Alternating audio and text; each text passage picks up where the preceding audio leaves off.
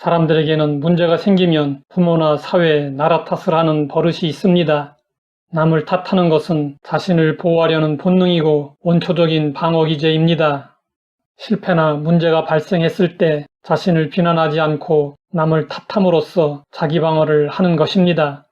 물론 우리 삶에 어려움이 있을 때 거기에는 사회 구조적인 문제도 있습니다.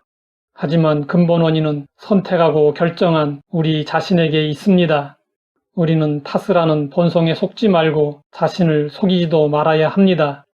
에스겔 선지자가 예언 활동을 할 때 유다는 바벨론에게 멸망하고 지도자들은 바벨론의 포로로 잡혀가 있었습니다. 하나님께서 지켜주시리라 믿었던 유다 백성들은 나라가 멸망하고 하나님의 성전이 파괴된 현실을 납득하기 어려웠습니다. 그래서 그들은 조상을 탓하는 속담을 사용했습니다. 아버지가 신 포도를 먹었으므로 그의 아들의 이가 시다. 잘 되면 제 탓, 못 되면 조상 탓이라는 우리 속담과 비슷합니다. 에스겔 선지자뿐 아니라 앞서 예레미야 선지자가 활동하던 때에도 그들은 입버릇처럼 조상 탓을 했습니다.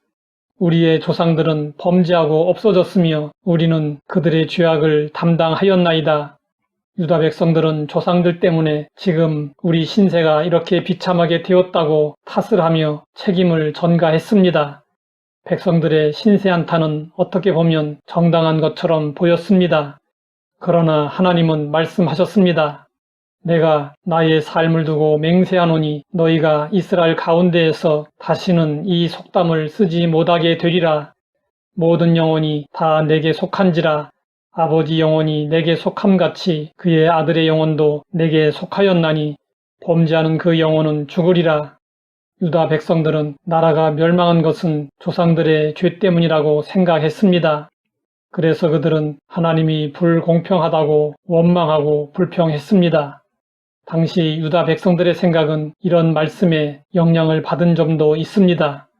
나를 미워하는 자의 죄를 갚되 아버지로부터 아들에게로 3, 4대까지 이르게 하거니와 이 말씀의 올바른 의미는 아버지가 지은 죄가 후손들에게 전가된다는 것이 아닙니다. 그 영향이 후대까지 내려갈 수 있다는 사실을 언급함으로써 사람들의 행동을 경고하려는 것이었습니다. 하나님은 탓을 하는 백성들에게 원인은 각 사람의 죄 때문이라고 지적하셨습니다. 그리고 자신들의 죄악을 합리화하지 말고 회개의 길로 나올 것을 권고하셨습니다. 죄의 책임이 각 사람에게 있다는 것은 하나님이 모세 때 이미 말씀하셨습니다. 아버지는 그 자식들로 말미암아 죽임을 당하지 않을 것이요 자식들은 그 아버지로 말미암아 죽임을 당하지 않을 것이니 각 사람은 자기 죄로 말미암아 죽임을 당할 것이니라. 하나님은 공의로우신 분이십니다.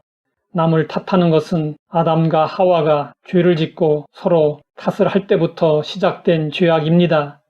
아담은 선악과를 준 하와를 탓했고 하와는 자신을 유혹한 뱀을 탓했습니다. 자신의 죄성을 모르는 사람들은 아담과 하와의 죄 때문에 죄인 취급을 받는다고 억울해합니다. 아담과 하와만 선악과를 따먹은 것이 아닙니다. 선악과는 지금도 존재합니다. 선악과는 하나님의 법입니다.